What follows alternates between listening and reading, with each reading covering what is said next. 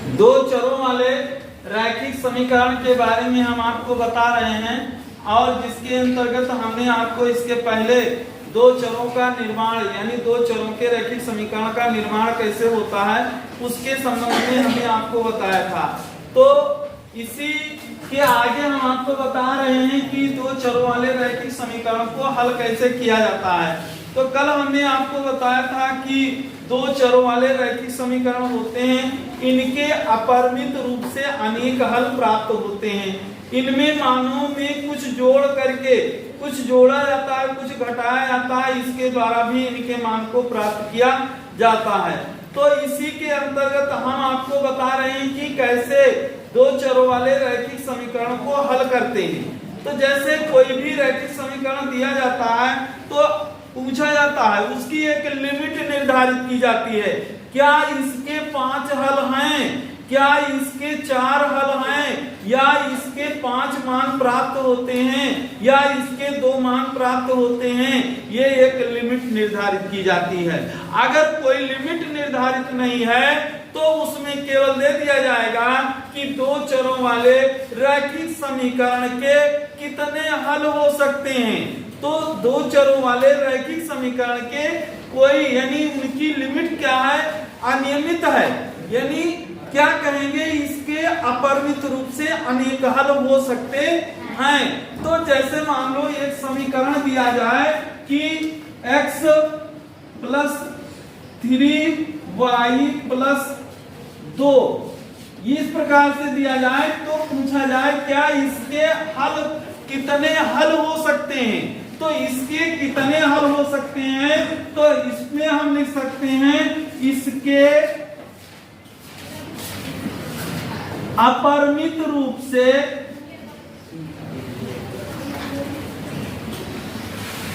अनेक हल हो सकते हैं।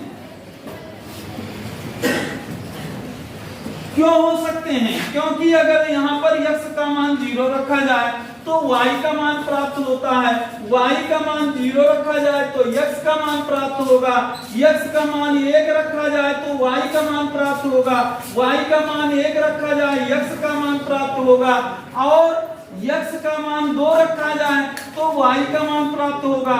इसका मतलब यदि x बराबर 0 1 2 3 4 डॉट डॉट कहां तक, अनंत तक, इस तो y का मान प्राप्त होता है।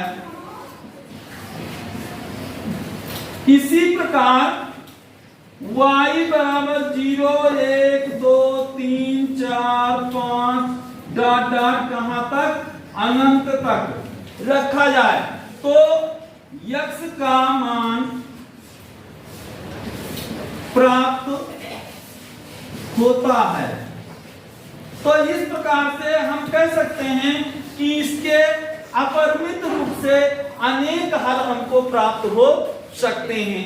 इसी प्रकार से अगर जैसे एक क्वेश्चन लेते हैं, हम दिया है कि x 2x + y = 7। अब इसमें एक लिमिट निर्धारित की गई है। इसकी लिमिट क्या है, अनलिमिटेड है। ये क्या है, अनलिमिटेड है, इसकी कोई लिमिट नहीं है। इसलिए क्या कहते हैं, अपरिमित रूप से अनेक हल हो सकते हैं। लेकिन यहां पर क्या है, एक लिमिट है, इसके 4 हल लिखो।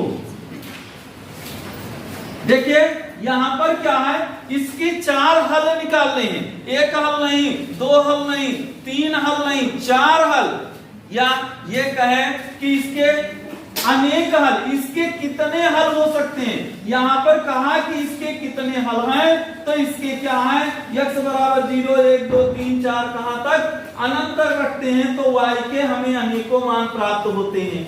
इसी प्रकार से अगर y के मान हम अनंत 0 1 2 3 4 5 अनंत तक रखते हैं तो x का मान कितना प्राप्त होगा, हमको अनंत मान प्राप्त होगा। लेकिन यहाँ पर क्या कह रहा है कि इसके केवल 4 हल होते हैं। तो 4 हल होते हैं, वह हल कौन कौन से हैं। तो सबसे पहले हम क्या करेंगे, पहले हल के लिए x बराबर 0 रखते हैं। x बराबर 0 रखेंगे तो यहाँ 2 गुणे 0 प्लस y बराबर 7। तो किसी संख्या को 0 से गुणा किया जाएगा तो कितना होगा, 0 होगा, y बराबर 7 यानी 0,7 ये प्राप्त हुआ। इसी प्रकार से दूसरा है x बराबर 1 रखा जाए। x बराबर 1 रखते हैं तो कितना होगा, 1 गुणे 2 धन y बराबर 7। 2 एकम 2 धन y बराबर 7, y बराबर 7 माइनस 2 बराबर 5। तो इसका हल कितना आया, 1 कामा कितना आया, 5 आया। अब इसी प्रकार तीसरा हल प्राप्त करते हैं। x बराबर हम क्या करें, 2 रखें। x बराबर 2 रखते हैं तो 2 गुणे 2 धन y बराबर 7, 2 दूना 4 प्लस y बराबर 7। तो y बराबर 7 माइनस 4, तो y बराबर कितना आया, 3। यहां पर मान रखेंगे 2 कामा 3। इसी प्रकार से चौथा हल, चौथे हल के लिए क्या करते हैं, x प्लस 2y या 2x प्लस कितना है, y बराबर 7 है। अब यहाँ पर 3 रखें, x बराबर 3 रखने पर तो 2 गुणे 3 धन y बराबर 7, 2 तिहाई 6 धन y बराबर 7। तो y बराबर 7 माइनस 6 ये कितना आया, 1 आया। तो कितना हुआ, 3 कामा 1। अब देखिए इसकी 4 हल हमको प्राप्त हुए। पहला मान कितना प्राप्त हुआ, 0,7। दूसरा मान कितना प्राप्त हुआ, 1,5। तीसरा मान 1,2,3 और चौथा मान 3,1 मान हमको प्राप्त होता है। तो इस प्रकार से जहां पर उसकी कोई लिमिट निर्धारित की जाए तो ये मान प्राप्त करेंगे। 0, 1, 2, 3, 4, 5 रखेंगे। और अगर जहां पर पूछे कि इसके कितने हल हो सकते हैं तो इसके कितने हल हो सकते हैं, वो अपरिमित रूप से अनेक हल हो सकते हैं। तो इस प्रकार से ऐसे क्वेश्चन को हम इस तरीके से हल करते हैं। अगर इसमें कोई और चीज पूछी जाए, कुछ मान रख करके पूछा जाए तो वो उसको हम उस तरीके से हल करते हैं। तो नोट दिस, तो इस तरीके से ये क्वेश्चन जो है हम सॉल्व करते हैं। अगले क्वेश्चन की ओर चलते हैं। अगला क्वेश्चन कैसे हम सॉल्व करेंगे, ये देखिए।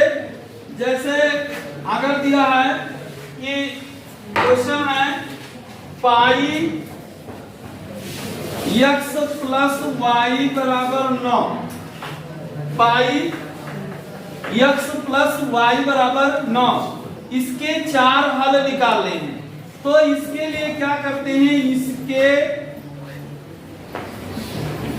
4 हल ज्ञात करो।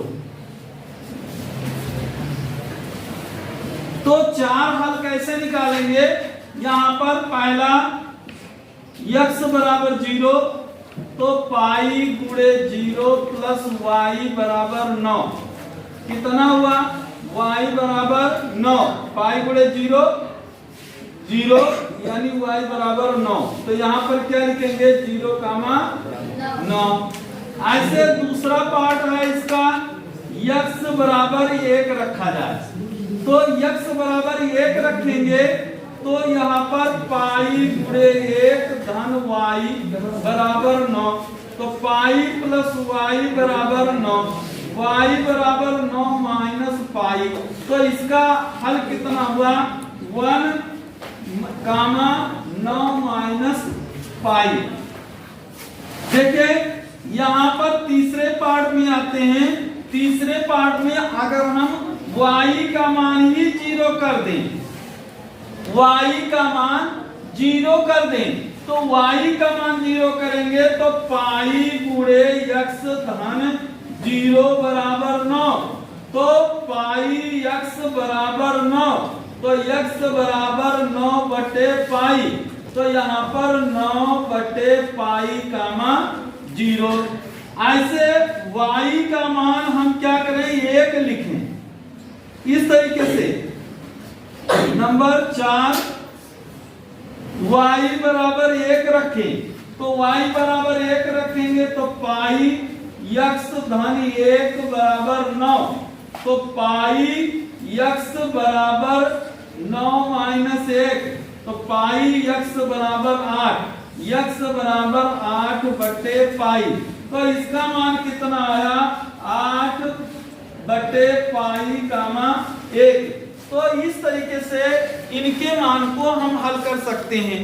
ऐसे हम और भी क्वेश्चन देखते हैं कि इनके मानों को कैसे हल किया जाता है। तो जैसे मान लो दिया गया है कि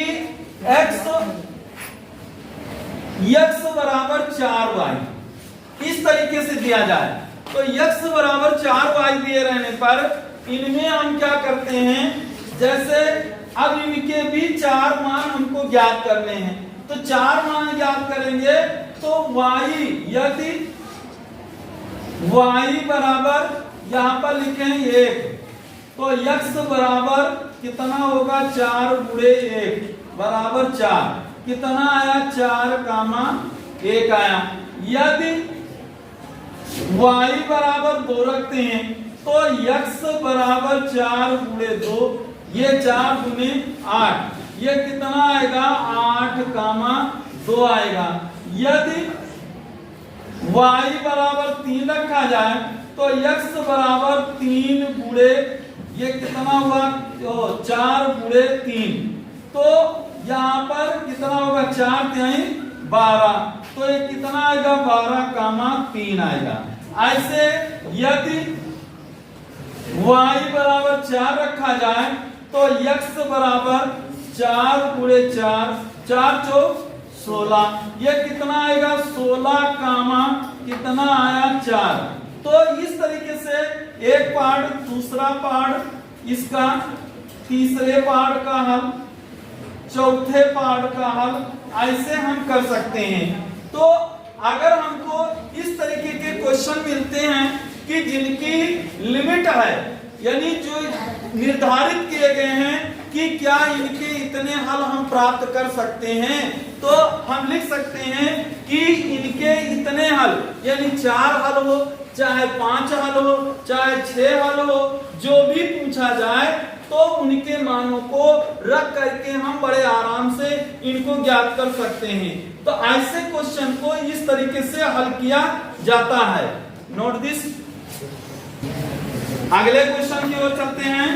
अगले क्वेश्चन में जैसे मान लो दिया गया हो कि कुछ एक समीकरण दिया गया है, उसमें एक अज्ञात राशि दी गई है, ठीक है, अज्ञात राशि दी गई है, उसका मान हम कैसे ज्ञात करते हैं।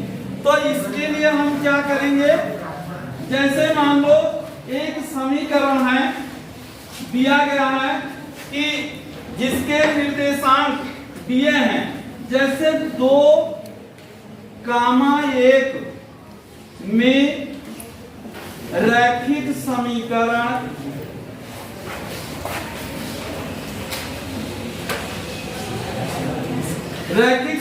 दिया है 2x + 3y बराबर k, इस तरीके से दिया जाए।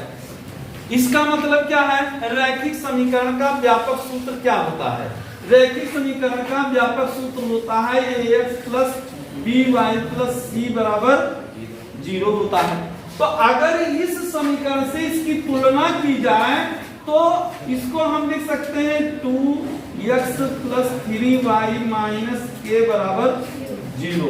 यहाँ पर इसके गुणांक हैं, इसके गुणांक हैं, लेकिन k का मान नहीं है। तो हम क्या करेंगे, ये x का मान है, ये y का मान है, यहाँ 2 गुणे 2 धन 3 गुणे 1 ऋण k बराबर 0, 2 गुना 3 एका माइनस k बराबर 0, 4 3 7 माइनस k बराबर 0, k बराबर कितना हुआ 7 प्राप्त होता है। ऐसे अगर हम और क्वेश्चन लेते हैं, जैसे एक क्वेश्चन और दिया गया है, दूसरे टाइप का क्वेश्चन है, x बराबर दिया है 1, y बराबर है 6, x बराबर 1, y बराबर 6 दिया गया है। समीकरण है 8x माइनस ky प्लस यह है के स्क्वायर बराबर 0। यहाँ पर हमको के मान की गणना करनी है, तो के मान की गणना करने के लिए क्या करेंगे, यहाँ पर मान रखेंगे 8 गुणे 1 ऋण के गुणे 6 प्लस के स्क्वायर बराबर 0। तो 8 एकम 8 माइनस 6 के प्लस के स्क्वायर बराबर 0। तो के स्क्वायर माइनस 6 के और प्लस 8 बराबर 0। अब देखिए, अब ये कैसा क्वेश्चन हो गया, बहुपद का क्वेश्चन बन गया। ये कहाँ का क्वेश्चन बना, बहुपद का। बहुपद के क्वेश्चन को हल करने के लिए ये क्या है, एक द्विघात का समीकरण है। तो द्विघात समीकरण को हमने हल करने के लिए आपको पहले भी बताया है। द्विघात के समीकरण को कैसे हल करते हैं, y पदों का गुणनफल बराबर मध्य पदों के योग या अंतर के बराबर होता है। तो यहाँ पर y पद में इसका गुणांक 1 है, इसका गुणांक कितना है, 8 है, और मध्य पद क्या है, -6 है। तो 8 को 1 से गुणा करेंगे, 8 एकम 8 होता है। तो यहाँ पर 8 गुणे 1 बराबर 8, 4 गुणे 2 बराबर 8, 4 में 2 जोड़ेंगे बराबर 6 होता है। तो ऐसे के स्क्वायर माइनस 4 प्लस 2 के प्लस 8 बराबर 0। तो के स्क्वायर माइनस 4 के माइनस 2 के प्लस 8 बराबर 0। के कॉमन लेंगे तो के माइनस 4 और माइनस 2 कॉमन लेंगे के माइनस 4। यहाँ से 2 के है, यहाँ 8 है, तो 2 एकम 2 और 2 चौको 8, इसलिए 2 यहाँ पर हमने बाहर निकाल लिया। क्या बचा, के माइनस 4, इसको हम बाहर निकाल लेंगे। तो के माइनस 4 बाहर निकला, कितना बचा, के माइनस 2 बराबर 0। तो यदि के माइनस 4 बराबर 0 तो के बराबर 4 आएगा। यदि के माइनस 2 बराबर 0 तो के बराबर कितना आएगा, 2। तो के कितने मान प्राप्त हुए, हमको 2 मान प्राप्त होते हैं। एक मान प्राप्त होता है 4, दूसरा मान प्राप्त होता है हमको 2 प्राप्त होता है। तो इस तरीके से ऐसे क्वेश्चन को हम इस रूप में हल कर सकते हैं। Note this.